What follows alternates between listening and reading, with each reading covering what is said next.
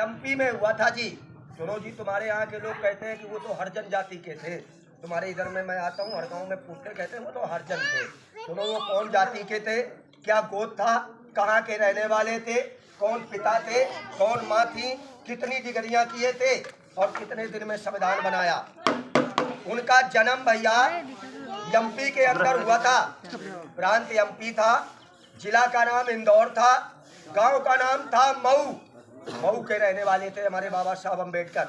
मऊ और छावनी दोनों मिले हुए बसे, तो लोग मिला करके बोल देते हैं मऊ छावनी, लेकिन मेन गांव भैया उनका मऊ था।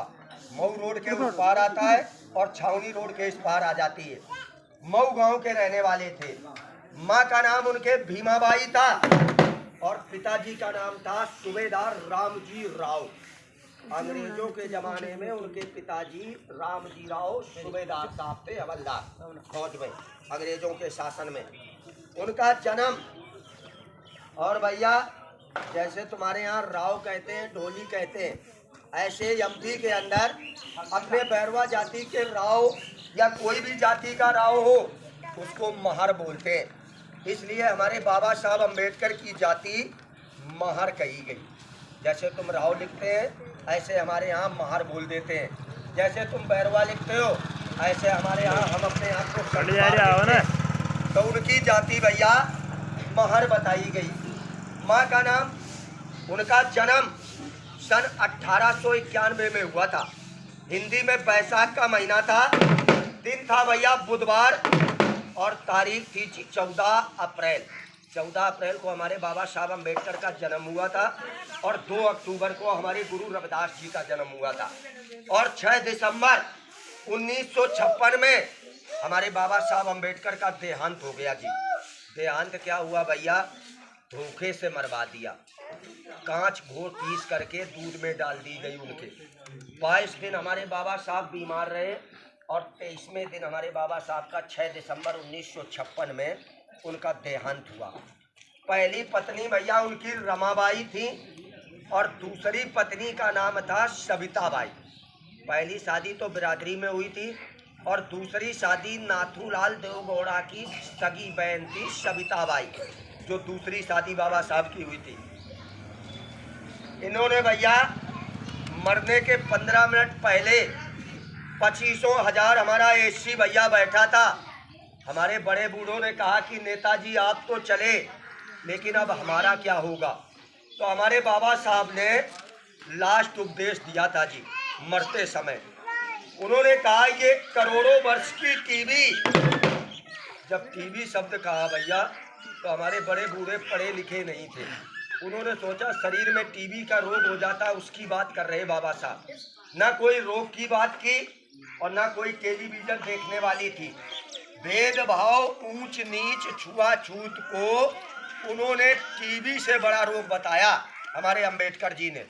उन्होंने कहा ये करोड़ों वर्ष की टीबी मैं जड़ से काट चला हूँ और इसको संभाल के रखना मेरे भाइयों।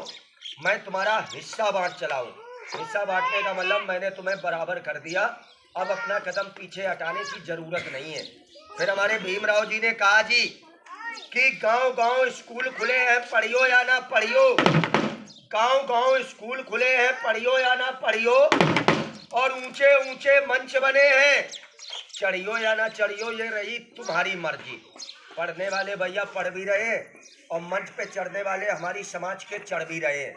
चाहे टॉप के बनवारी लाल, चाहे दौसा के नंदू जी, निवाई में इस समय प्रशांत बैरवा वर्तमान में अमेले है, तुम्हारे देवीलाल जी, अरे राम रतन, अरे कनेक्शन वाले, या माधोपुर के अशोक बैरवा, निवासपुरा के प्रेम डॉक्टर बड़ोदिया, श्री रामपुरा के प्रकाश अमेले, हमारे यहाँ बहन मायावती जी और चंद्रशेखर रावण का तो जलजले अलग है भैया। हमारे यहाँ चंद्रशेखर रावण के नाम से तो धरती भी कांपने लगती है भैया। आधे यूपी का तो अकेले ठेका लिए और अगर कहीं एक बार वो राजस्थान में आ जाए तो 38 जिले में 20 जिले तो वो अकेले संभाल लेगा चंद्रशेखर रावण। इतनी क्षमता रखता है भैया। 30 वकीलों से बड़ा वकील है, एडवोकेट, और भगवान का आशीर्वाद है बाबा साहब का कि 150-200 बीघे का जमींदार भी है भैया। अकेला भाई है, खुद सुखी संपन्न है, हमारे दलितों का मसीहा है भैया वो। हमारे भैया बाबा साहब अम्बेडकर ने हिंदुस्तान का संविधान लिखा था संविधान ऐसे नहीं लिखा था जी। जब आंदोलन छेड़े गए तो अंग्रेज राजा ने शर्त रखी थी कि आप भैया आंदोलन छेड़ रहे हो, लेकिन तुम एक पटेल अपने घर की पटेली नहीं चला पाते हो, तुम पूरे हिंदुस्तान का कानून कैसे चलाओगे? अगर कोई हिंदुस्तानी मुझे लिख करके दे दे तो हम तुम्हारे भारतवर्ष को छोड़ देंगे। हमारे बाबा साहब जो थे ये भैया 32 डिग्री किए थे, एक तो डिग्री नहीं थी इनके पास में, 32 डिग्रियां थी। आज के छोरा 1-2 डिग्री कर लेते हैं, कहते हैं हम बहुत पढ़े लिखे हैं। वो जमाना था जब तब उन्होंने 32 डिग्रियां की और दोनों हाथों से पेन चला लेते थे। जब उनका ये हाथ थक जाता था तो इसमें पेन पकड़ के लिखने लगते थे। 3 साल का समय दिया अंग्रेज राजा ने। हमारे भीमराव अंबेडकर ने 2 साल 11 महीना 18 दिन और 6 घंटे में भारतवर्ष का संविधान लिख करके तैयार किया। उस संविधान में 356 धाराएं लिखी। जब धाराएं लिखने का छोरा जब धाराएं लिखने का नंबर आया तो हमारे बाबा साहब अंबेडकर का पिन फिर रुक गया। उन्होंने सोचा कि मैं तो पूरे भारतवर्ष का कानून लिखने जा रहा हूँ, जो सीएम बनेगा, पीएम बनेगा, राष्ट्रपति बनेगा, जो कानून हम लिखेंगे वही कानून पे चलेगा। तो उन्होंने सोचा ऐसी कौन सी धारा लिख दें कि हम अपने एससी समाज को जमीन से उठा करके और डायरेक्ट कुर्सी पे बिठा दें। तो उन्होंने पहली धारा यही लिखी कि जो पेट से पैदा वो अमान्य और जो पेटी से पैदा वो मान्य। अंग्रेज राजा बोला इसका मतलब क्या हुआ? बाबा साहब बोले भाई जो पेट से पैदा होगा वो राजा अब नहीं माना जाएगा, जो पेटी से पैदा होगा वो राजा अब माना जाएगा। उस दिन से भैया वोट पड़ने लगे। मेंबर बने, चाहे सरपंच बने, चाहे डीआर बने, चाहे सीआर, चाहे एमएलए बने, चाहे एमपी, चाहे मुख्यमंत्री, चाहे प्रधानमंत्री, आज पेटी से बनता है। हम आप भैया वोट पेटी में डालते हैं। आज एमपी एमएलए का जब चुनाव होता है बड़े बड़े करोड़पति आते हैं, हाथ भी जोड़े और आज अपने लोगों के पैरों पे गिर जाते हैं। आते हैं वोट मांगने, पैर छूते हैं, हाथ जोड़ते हैं, चिड़िया विनती करते हैं। जो लोग हमें टच नहीं करते थे उनसे हमारे बाबा साहब अंबेडकर ने पैर छुआ दिए। ना वो ये धारा लिख के जाते, ना वोट पढ़ते और ना कोई वोट मांगने आता, ना कोई हमारे पैर छूता। 5 साल सही चला तो ठीक है, और अब 5 साल में भैया उसकी छुट्टी कर देते हैं। आज हमारी आपकी नहीं, आज हमारे आपके वोट की कीमत है भैया, वोट की। अगर वोट नहीं पड़ते तो कोई हाथ नहीं जोड़ता और ना कोई आज हमारे पैर छूने आता। कहते अगर बाबा तुम ना होते तो हमें आज़ाद कौन करता? अगर बाबा तुम ना होते तो हमें आज़ाद कौन करता? ना आज हमारी फीस माफ होती, ना हमारे बच्चे पढ़ाए जाते, ना आज बन के एमपी एमएलए सांसद कुर्सी पे बैठ के जलवा दिखाते, जो भीमराव अंबेडकर अपना टंका न बजाते। आओ काका जी, क्या नाम है इनका? काका जी का मंदिर ये खड़े हैं। ओ रामलाल काका, रामलाल जी आओ काका, बैठो देन है। लेकिन ये हमारा समाज पत्थर पूजा और फोक लीला पे ज्यादा ध्यान देता है। सबसे ज्यादा तुम्हारा राजस्थान पत्थर पूजा की बात हम सुनाते हैं। हमारे बौद्ध जी कहते हैं कि पुण्य एक भी ना किया, किए अनेकों पाप, और सारी दुनिया पत्थर से झुककर कहे कि मुझको कर दो माफ। अपने माता पिता को 2 रोटी नहीं जमाते हैं। 70 साल की मैया अपने हाथ से रोटी बना करके खाती है। अपने पिताजी को 1 बाल्टी पानी भर के नहाने के लिए नहीं देते हैं। और जब माँ बाप शांत हो जाते हैं तो मरने के बाद में नुक्ता में लड़ुआ और जलेबी बनाते हैं, उनका चबूतरा बनवाते हैं। हड्डियों को लेके हमारे यहाँ सौरव जी आते हैं और जिंदा में मैया बाप को 2 रोटी नहीं खिलाते हैं।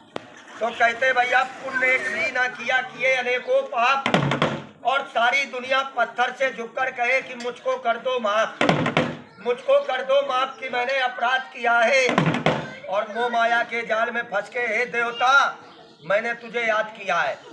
तो कहे प्रेमी घबराए से कि ये जो पत्थर है ये भगवान नहीं है, और कैसे कर देगा माफ जब इसके जवान ही नहीं है। चाहे तुम घी चढ़ाओ और चाहे तुम लड़ुआ चढ़ाओ, वो आपसे कुछ भी नहीं बोलेगा। किसी को आप 2 रोटी जमाओ जब उसकी आत्मा धापेगी वो आपके लिए परमात्मा से दुआ करेगा। भैया चिड़ियन को 2 मुट्ठी दाना चुराओ, गाय को 1 मुट्ठी का चून खिलाओ, माँ बाप की अपनी सेवा करो, ये धर्म में जाएगा। इंसान ने भैया हेलीकॉप्टर बना दिया, आकाश में उड़ा दिया, रेल को पटरी पे चला दिया, कंप्यूटर बना दिया, मोबाइल बना दिया। दुबई में बैठे हो डायरेक्ट बात करो आमने सामने फोटो से। इंसान सबसे बड़ी पूजा मनुष्य पूजा, मंदिर हो चाहे स्कूल हो चाहे धर्मशाला। ये तो कारीगर ने न्यारा गांव आता है अपना, पाल जी गोपाल जी बैरवा को बुला देना, कन्नी वसूली लेके आएंगे और सीमेंट मोरम सरिया से मंदिर को बना के तैयार कर देंगे, मूर्ति को बना के तैयार कर देंगे। वो अगर टूट जाएगा तो 100 साल पीछे अपने हाथों से उसको बना करके फिर तैयार कर देंगे। लेकिन अगर ये टूट गया तो इसको परमात्मा छोड़ के कोई बना नहीं सकता है। और परमात्मा भैया पत्ते पत्ते में है, डाली डाली में है, रू रू में वास करता है। भैया परमात्मा कोई मंदिर में मठिया में नहीं बैठा है, आत्मा से परमात्मा है।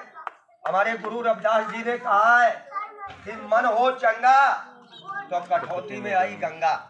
4 युग के 4 जनेऊ हमारे रविदास जी ने सीना चीर करके निकाले। द्वापर, त्रेता, सतयुग और कलयुग।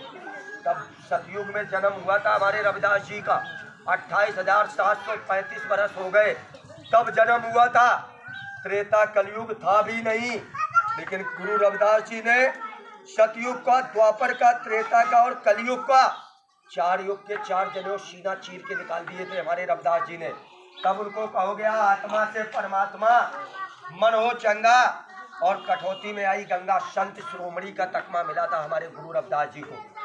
हमारे भगवान बुद्ध थे भैया, भगवान बुद्ध ने हमारे भगवान की खोज की थी कि सारी दुनिया भगवान भगवान कहती है। छोड़ा ओ छोड़ा हट जा। भगवान बुद्ध ने भगवान की खोज की कि मैं भगवान से मिलूंगा। भगवान बुद्ध हमारे तपस्या करने बैठे, बरसों बीत गया, शरीर में दीमक तक लग गई, लेकिन भगवान बुद्ध को भगवान नहीं मिले। उनकी आत्मा ज्योति निकल करके ब्रह्मा विष्णु महेश के पास पहुंची। भगवान बुद्ध की आत्मा को जिस समय ब्रह्मा विष्णु महेश ने देखा तो बोले आओ भगवान बुद्ध बैठो। भगवान बुद्ध की आत्मा ने सोचा कि सारी दुनिया इनको भगवान कहती है और ये हमें भगवान कह रहे। उनकी आत्मा तुरंत वापस आई और जिस समय शरीर में प्रवेश हुई, जिस समय भगवान बुद्ध ने अपने पलक खोले तो भगवान बुद्ध ने विचार किया कि भगवान बुद्ध ने कठिन परिश्रम करके भोग लगाया था। इस बुद्धि के बल से भारत में एक प्राकृतिक अनुभव पाया था और जब पता लगा ना ईश्वर का तो मन में निश्चय ठहराया था और ब्रह्मा विष्णु कैलाशपति को उन्होंने ईश्वर नहीं बताया था।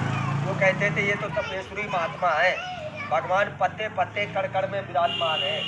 कल से भैया तुम्हारी बस्ती में चाहे वो देवकरण जी हो, चाहे गोकुल जी अरे, चाहे गोपाल अरे, चाहे रामकरण अरे, सभी के घर गए भैया। भागवता जी हो, चाहे नारायण जी हो, चाहे रामलाल हो, सभी से मिले भैया। चरावंडन से हमें लगा पार्टी चलती भैया, घूम लाडुओं पार्टी बनती चल रही क्या? चरावंडिया यार दिख नहीं रहे भैया।